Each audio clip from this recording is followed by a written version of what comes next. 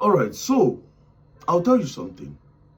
Terrorism will not stop in Nigeria anytime soon. As a matter of fact, what we are facing now, it will double in more years to come. We'll suffer more. Our children will suffer more because there's only one solution to terrorism in Nigeria. There's only one solution to the future of terrorism in Nigeria. Just one solution. And we need a leader with vision to carry it out. Now, 80% of the terrorist groups we have in Nigeria are Hausa speaking. They are from the north. 80% of them are from the north. 80% of the terrorists in Nigeria, Hausa speaking, they are from the north. 80% of the kidnappers we have in Nigeria are also from the north. They are all Hausa speaking. And at the same time, the most hardworking people in Nigeria are from the north. They are Hausa speaking people. The most loyal people in Nigeria are from the north. They are Hausa speaking people. The most honest people in Nigeria are from the north. The most less money conscious people in Nigeria are from the north. When I mean hardworking, I'm talking about manpower work. We are talking, if you want to do a construction in Nigeria, you want to build a house, you want to build an estate, the people that will do the mixing of cement, that will carry it 3-story building, that will take the cement there, are the Hausa people. They are ready. They are ready to do the work. If you go to the market, you buy things.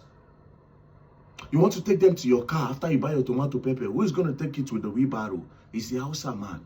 The Hausa man is going to help you do it. It's the abokis.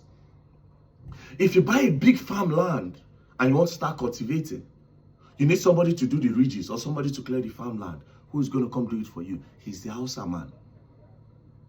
Because he just wants to earn money to feed himself and his family. They are not material things conscious. That's why most of them don't even have bank accounts. I'm not telling you some. I'm telling you most of the Hausa people don't have bank accounts. They put their money in their pockets. They just keep it there. They are not worldly or money conscious. And that is why it is easier to use them for terrorism. You know why? The only solution is to educate the North. Any visionary we have in Nigeria, any leader that would take 4 years out of his 8 years to educate the North, force education on them, let them study, let them have the knowledge, because knowledge is power.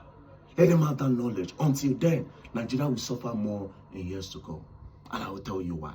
You see, in the North, they don't go to school. They study religion. And that is why the only few people that went to school use that to their advantage and use these people as their weapon and as their warriors. If I want to start terrorism today, it's easy. I have men.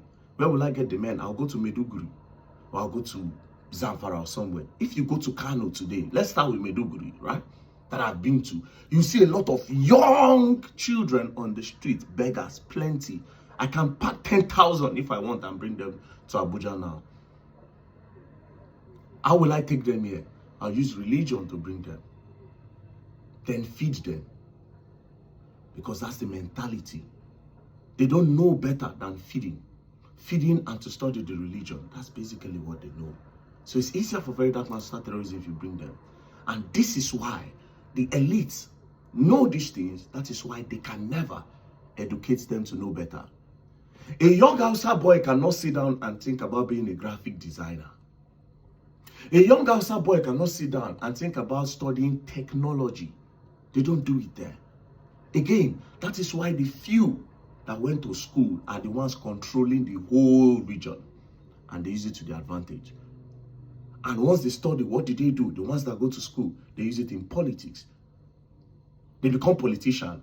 And where do you get the highest number when it comes to politics? You get it in the North. All they have to do is to tell them, this person does not agree with our religion. And they go against you. You see? There's a whole lot of power there.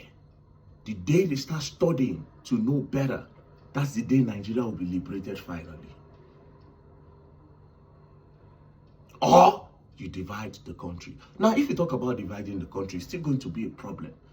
Because they will still cross and enter your country. The only way you can achieve division is when you educate. They must be educated. The North must be educated. They should force education on those people. I'll tell you. Maybe you can start with family planning. Because tell me why a man or a man in the North doesn't have money. You are earning at least 1,000 naira or 500 naira every week. Or maybe God bless you, you just do one or two things. You get it. Then you go and carry, you sleep with your wife, get another wife, sleep with that one, and you give birth to like 10 children. All of them start doing alimajiri to feed because you can't feed them. And this is why it's easier to get them to join them to do terrorism, because they don't know better. You give them gun and you give them more money than what they are used to. But the money is not the problem for the Northerner. All you have to do is to use religion. Just put in religion in their head and tell them, this thing you are going to do, it is what the Quran said. I should tell you the craziest part. Some of these Boko Haram people, some of these terrorists cannot read the Quran. That's the craziest part of all of this. They only know how to pray in the box. The everyday prayer and the Friday prayer. These people don't read. If you bring a Boko Haram now, he cannot study the Quran because he doesn't know it. So whoever interprets is the leader. That's the one that will tell him that, oh, and this thing I'm telling you, you should ask. 80% of the terrorists cannot read the Quran. So their leaders are the one that can read. So whatever interpretation the leader gives, that's what they follow. You see, we are in a big mess. They have the population. With so much population without education.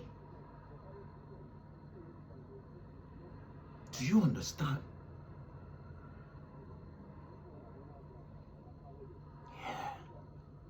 Until then, Nigeria will face a bigger problem. Good luck. Jonathan had that vision, but it was not complete. He was also distracted. Good luck concentrated on the North. He wanted to build the best schools for them. He wanted them to go to school. I don't know if that was his plan or maybe it just happened coincidentally. But you know where the problem is? If you try to educate the North, you have more hell to face than anything. That's why I say you need a vision with strategy and a leader. You need a leader with strategy and a leader with a vision, a strong vision. And I'm not talking about political vision. I am talking about the vision of the future of Nigeria. I feel the need to also add that even if America comes today, even if they bomb all their camps today, even if they bomb them, they'll still arise. You can't wipe out their generation. They will still arise. Until you educate the North, until you invest in their education, until you get them off the streets, until you do family control for them, until you create a scheme that will enlighten them more. We will never stop facing this. I promise you. I promise you. Peace and love, don't break.